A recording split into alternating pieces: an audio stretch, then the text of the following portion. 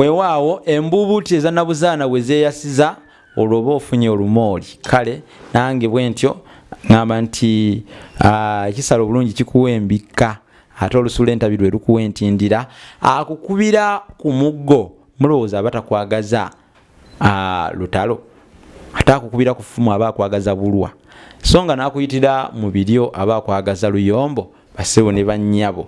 Kakati nze awabeera ebbere lyataba wensuubira ekiranga, kakati sijja kulwawo kubanga mulekula talwayo okulekulira kalengejjo. Nze Munnabusiro Sava Bosa Musisi nga bulijjo Sengule wammwe nga nsereganyikaawo nawo Sengule 2022 nawandiika ekitabo olulimi Oluganda n'ebigunjiddwa ku mulembe Omutebi kya mitwalo 3, effumbekero ly'ebisoko bya Sengule kya mitwalo 3, Bassekabaka b'ensi mu Wawa kya mitwalo 3, ne wabaawo Olulasange kya mitwalo 10.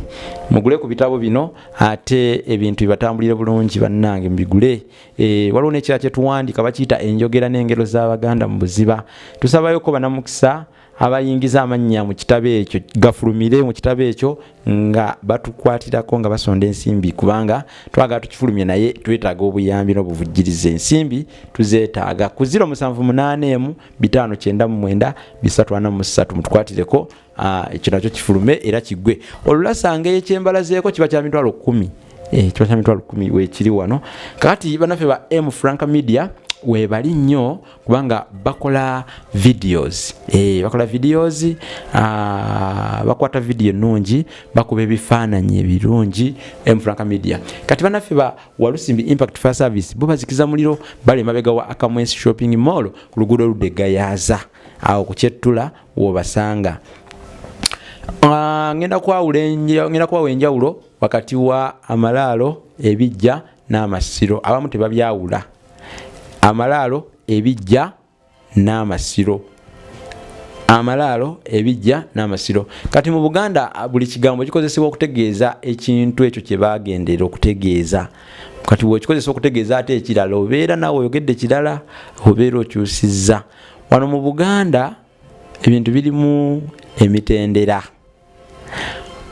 Omukopi bw'afa waziikibwa tugayita amalaalo. Awo amalaalo weri balimu lisobola okuyitibwa eddaalo. Naye ate ye omwami wa Kabaka waziikibwa tukiyita ekijja. Olwaleero ekigambo ekijja abantu kye bamanyi era kye bakozesa mbugenda eri mu bijja. Okujjako namwe musobola okukiyita ekijja ekyammwe bwe muba nga mwali muziiseeko omwami wa Kabaka yenna oba omukungu we. Awo kisobola okuyitibwa ekijja. Naye bw'aba nga taliiko gabeera gasigala malaalo. Ago gaba malaalo. Ate ye Kabaka taziikibwa ku ebyo ebibiri bye njogeddeko. Ye Kabaka ekifo waziikibwa ate kuba na kutereka enjole ya Kabaka weeterekebwa gayitibwa Masiro. Kati ekifo kyennyini mu Masiro we batereka enjole ya Kabaka kyo kiyitibwa ekibira. Ekibira. Kakati nno mbawadde enjawulo wakati wa Amalaalo, Ebijja n'Amasiro. Amalaalo, ekijja oba ebijja n'Amasiro. Waliwo n'olugero olugamba nti eyakusinze aba yakusinze, omukopi aba n'Amalaalo, omwami kijja, Kabaka aba n'Amasiro. Kakati siyinza kusukkako awo kubanga mmanyi nti nno okitegedde era okinyonyose bulungi.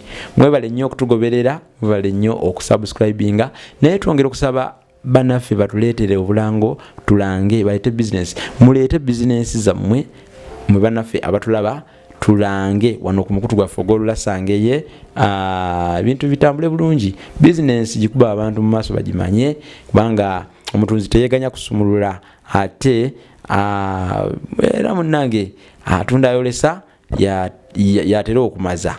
Kati onoomaza otya nga gwe tolanga? Kale mulangeeko wano ku Olulasangeye ebintu bimanyike. Yita ku 0781599343 kanjiddemu 0781599343 erinde ku WhatsApp giyiteko awo twogere. Mubere bulungi, mweraba.